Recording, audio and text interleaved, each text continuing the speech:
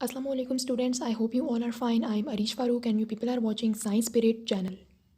जी तो स्टूडेंट्स, जैसा कि मैंने अपनी कल की वीडियो में अनाउंस किया था कि मैं असाइनमेंट के टॉपिक पर एक पूरी सीरीज़ बनाऊंगी जिसमें कुछ वीडियोस अपलोड करूंगी और वो वीडियोस आपको हेल्प करेंगी कि आप एक इफ़ेक्टिव असाइनमेंट बना सकें।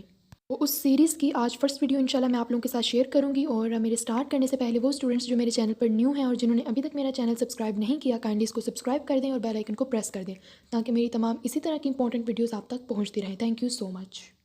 जी तो स्टूडेंट्स, असाइनमेंट बनाने के दो वेज़ होते हैं। चाहे आप कॉलेज लेवल पर असाइनमेंट बना रहे हैं या आप यूनिवर्सिटी लेवल पर असाइनमेंट बना रहे हैं, दो वेज़ से असाइनमेंट बनाई जा सकती है। जो पहला वे है वो ये है कि आप हैंड रिटन असाइनमेंट बनाएं, असाइनमेंट पेजेस यूज़ करें और हैंड रिटन असाइनमेंट बनाएं। और दूसरा वे ये है कि आप सॉफ्ट में असाइनमेंट बनाएं। सॉफ्ट में असाइनमेंट बनाने का मतलब ये है कि आप असाइनमेंट टाइप करें।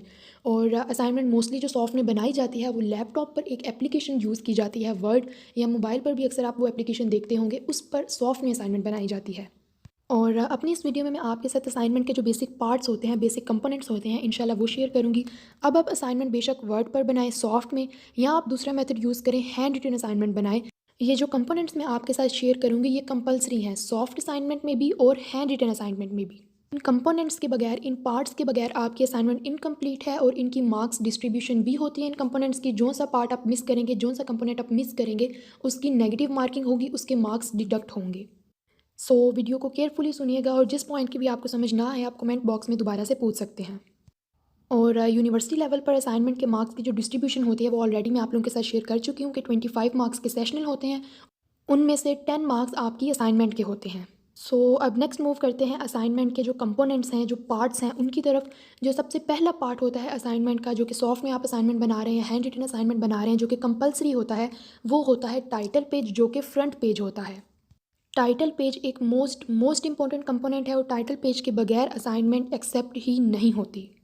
अब अपनी असाइनमेंट का आप जो टाइटल पेज बनाएंगे, जो फ्रंट पेज बनाएंगे, उस टाइटल पेज पर भी कुछ चीज़ें ऐसी होती हैं जो कि कंपलसरी हैं।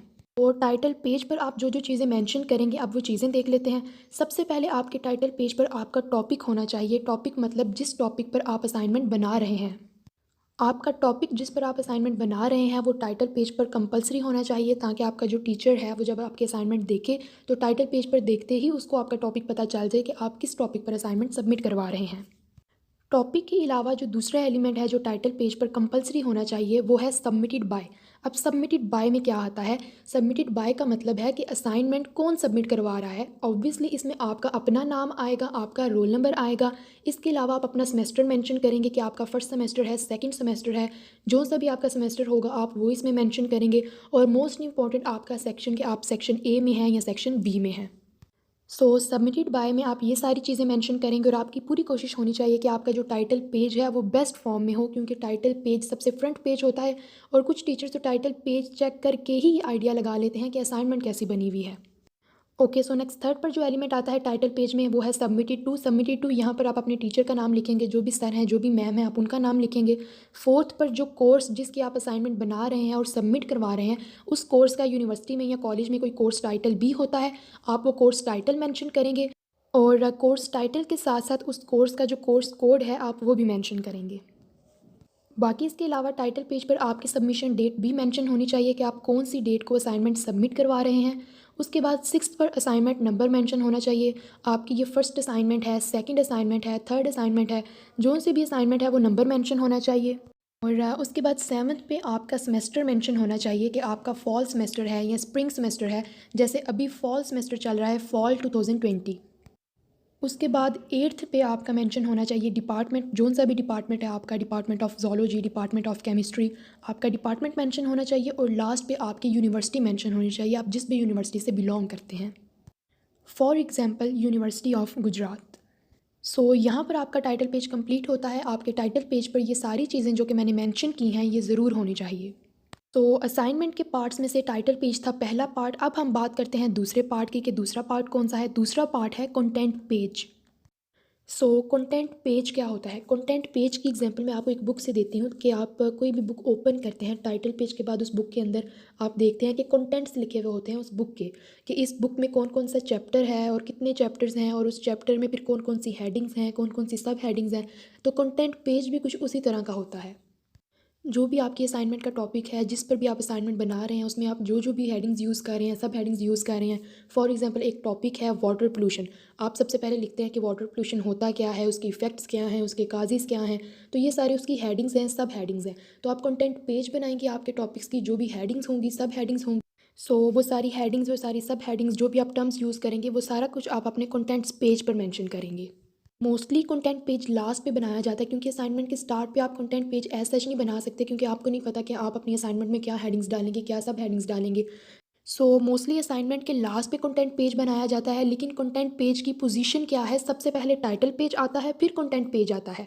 बेशक आप लास्ट पे बना रहे हैं, लेकिन इस पेज को आप रखेंगे सेकंड पर।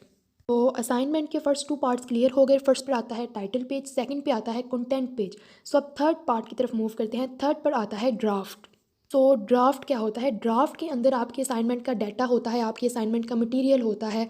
जो भी आप अंदर डाटा डालना चाह रहे हैं, आपकी हेडिंग्स हैं, सब हेडिंग्स हैं, उनकी जो भी एक्सप्लेनेशंस हैं, वो सारा कुछ इस पार्ट में आएगा।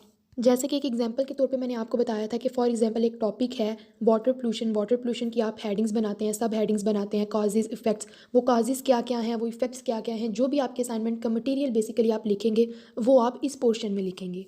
सो अब नेक्स्ट क्वेश्चन आता है कि ड्राफ्ट की लेंथ कितनी होनी चाहिए।